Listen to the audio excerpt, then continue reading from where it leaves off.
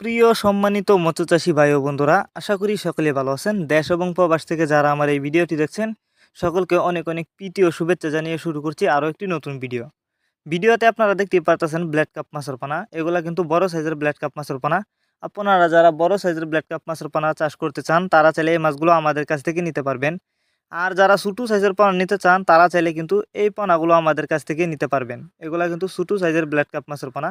আরেকটি কথা বলে রাখি, এই মাছগুলো কিন্তু চাষের ক্ষেত্রে কোনো আলাদা খাবার দিতে হয় না, কারণ এই মাছগুলো কিন্তু পুকুরের শামুক ঝিনুক খেয়েই বেঁচে থাকতে পারে। তাই আপনারা যারা খরচ ছাড়া মাছ চাষ করতে চান তারা চাইলে এই মাছগুলো চাষ করতে পারেন।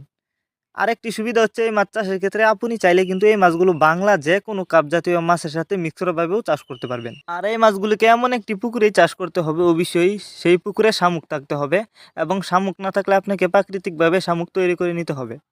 তো এই মাছগুলো কিন্তু অল্প সময়ে চাষ করে বাজারজাত করা যায়। তাই আপনি যদি এই মাছগুলো চাষ করেন ভালো লাভবান হতে পারবেন।